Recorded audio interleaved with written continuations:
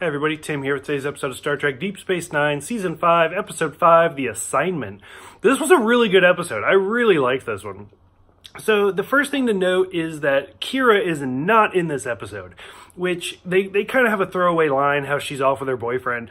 The real reason is that Kira was pregnant in real life. That's why they wrote the pregnancy into the script.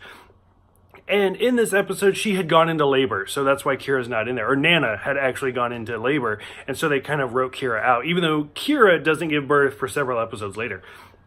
So this whole episode is mostly about how Chief O'Brien's wife, Keiko, has been inhabited with an alien. Now, at first, when I first started watching this episode, I thought it was kind of similar to the previous episode. I forgot the name because I didn't write it down.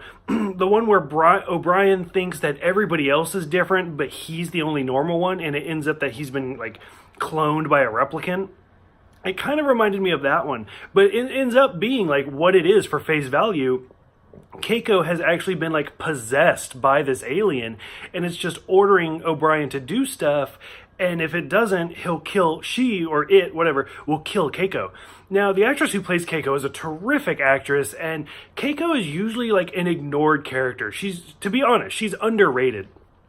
And her acting in this episode is so phenomenal. It is so above par that it's great to watch her just be this evil being. And I don't know, I was really involved in this episode. I was just sitting there the whole time on the edge of my seat. And throughout the course of the episode, we have a little bit of a subplot where we see Rom, who has now basically started working for Starfleet, and he's basically an engineer at this point. And we kind of watch him as he continues his progress, through the night shift. And night shift always gets shit on. I work retail. I did overnights for 10 years. I love overnights. It's my favorite shift. And being overnights for 10 years, they really do get the rough end of it, and everybody just oh, forget them. And they actually talk about this, so this episode has my respect for that. They talk about, and he keeps trying to get promoted by moving up, and that's how I actually moved up in the retail world. Is they said you're never going to get promoted on overnights, you need to go to the day side. So unfortunately I sold out and I went to days, and now I'm promoted. But it's really nice to kind of see Rom as he's moving up and getting out from under Quark. And he does all sorts of stuff where he's trying new food, where he's doing hash and pancakes and bacon and eggs and just stuff like that. Throughout the episode, most of it's pretty interesting. A lot of it's just really technical stuff as we watch O'Brien change stuff. I liked how Dax was talking about scanning for anomalies at 3 a.m., which just to show you, kind of like on the Enterprise, they had a day shift and a night shift, and even though it's a space station and it's 26 hours, I think, for Bajor, they do still refer to things at 3 a.m. So I really liked that. I liked the scene where Odo finally catches O'Brien in the act, and O'Brien just decks him right in the face. And O'Brien, as a solid now, Odo, as a solid now, just gets knocked out by it. And we've seen that in a couple previous episodes where he's I meant to change into a bird, so I jumped off the ledge, and nothing happened, so he broke his leg. And he just gets knocked out by O'Brien because he's not expecting that.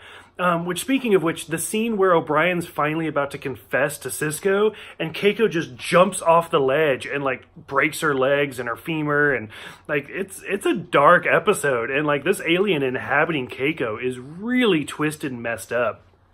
I like how at the end, even though we don't see Lita, she's slowly becoming a more and more important character. And Rom talks about how he likes to listen to her talk about the Bajoran lessons. And Rom basically saves the day and tells O'Brien, this could be an evil, false prophet that was banned. And they're just trying to kill, it's a temporal displacement, and it's just going to kill the prophets because they're non-temporal beings. Which really gets into some religious factors, especially Christianity, where we have the angels and then the fallen angels. And so I thought this was a really good episode. I really enjoyed it, and it really got me involved.